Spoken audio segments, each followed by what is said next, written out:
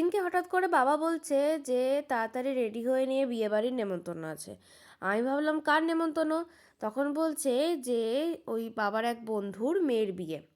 তো সবাই মিলে রাত্রিবেলা ঠান্ডায় কাঁপতে কাঁপতে চলে গেলাম বিয়েবাড়ি। আমাদের এখানেই ছিল, শ্রীরামপুরে একটু ভেতর থেকে। ভালোই ঠান্ডাটা জম্পেশ করে পড়েছিল। তার মধ্যে গিয়ে দেখি স্টার্টারে গরম গরম চাউমিন আর পকোড়া দিচ্ছে। দেখে তো লোভ সামলাতে পারলাম না, গিয়ে খেয়ে নিলাম এক প্লেট চাউমিন আর পকোড়া। তারপরে ওপরে গিয়ে দেখলাম কফি দিচ্ছে আর বিয়ে জাস্ট শুরু হবে শুরু হবে এরকম পর্যায়ে। তাই দিদির সাথে দেখা করে সব কিছু করে চলে গেলাম খেতে, কারণ প্রচুর লোকের ক্যাপাসিটি ছিল। যদি খেতে না বসি তাহলে অনেক রাত্রি হয়ে যাবে বাড়ি ফিরতে।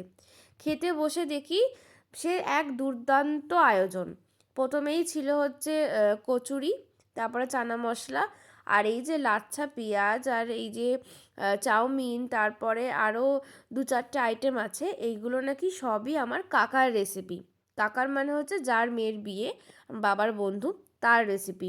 সেসব রেসিপি দিয়ে নিজে দাঁড়িয়ে থেকে রান্না করিয়েছে। যাই হোক, খেতে তো খুবই ভালো ছিল। লাচ্চা পেঁয়াজ দিয়ে ফিশ ফ্রাইটা তো উফ, এখন দেখে তো লোভ লাগছে আরও, মনে হচ্ছে কবে খাবো। তারপরে চলে এসেছিলো পিস রাইস। পিস রাইস মানে হচ্ছে ওই কড়াইশুঁটি দিয়ে সুন্দর কাজু কিশমিশ দিয়ে একটা রাইস, যেটা আমার ভীভৎস ভালো লাগে। আর ছিল চিকেন কষা।